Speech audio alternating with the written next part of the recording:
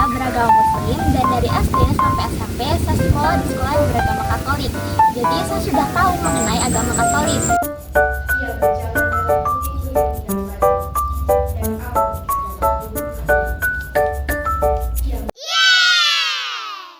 Katolik. Kebetulan orang tua saya juga menikah dalam keadaan beda agama, di mana mama saya Muslim dan juga ayah saya Katolik.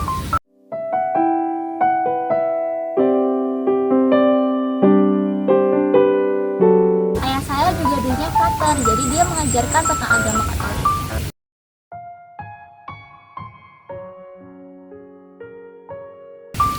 Seperti yang kita tahu, bulan ini kita memasuki bulan kitab suci.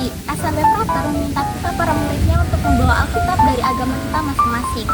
Jadi kali ini saya akan men-share sedikit mengenai Al-Quran agar teman-teman juga sekalian belajar mengenai agama Muslim.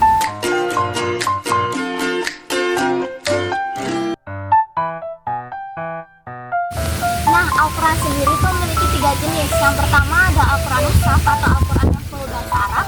Yang kedua ada Al-Quran terjemahan dan yang ketiga ada Al-Quran aplikasi, di mana Al-Quran tersebut berada di dalam alat elektronik kita, yaitu HP ataupun laptop. Siapa saja sih yang boleh memegang Al-Quran? Nah, Al-Quran ini kan termasuk benda suci, jadi di depan Al-Quran itu terdapat tulisan La yamassuhu illal mutahharun, yang artinya tidak dapat disentuh kecuali orang yang suci. Maksud suci di sini itu adalah yang suci dari hadas besar atau mandi wajib dan hadas kecil atau berwudu.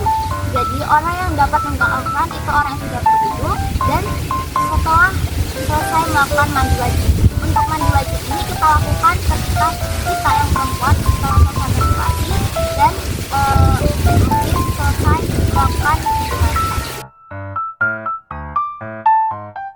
Al-Quran ini dibaca dari kanan bukan dari kiri.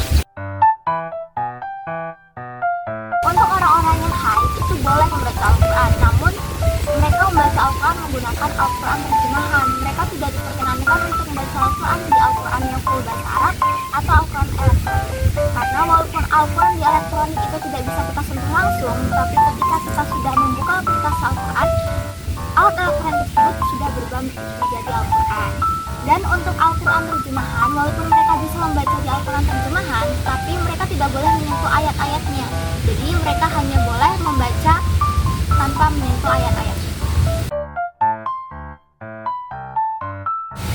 Nah, biasanya kalau kita membaca Al-Quran itu ngantuk. Karena kalau kita membaca Al-Quran itu biasanya kita nunduk. Cara yang tepat saat membaca Al-Quran itu kita harus meletakkan Al-Quran sejajar dengan wajah kita, jadi seperti ini, dan sedikit dimiringkan ke kiri. Kemudian saat kita membaca, itu bukan kepala yang bergerak mengikuti ayat-ayat, tapi cukup mata kita yang bergerak melihat ayat-ayat. Nah, untuk peletakan Al-Quran, Al-Quran bisa diletakkan di atas benda. Yang tidak boleh adalah ada benda di atas Al-Quran. Sekian video tersebut dari saya. Semoga video yang saya bawakan bisa membantu teman-teman untuk mengenal agama Islam. Terima kasih.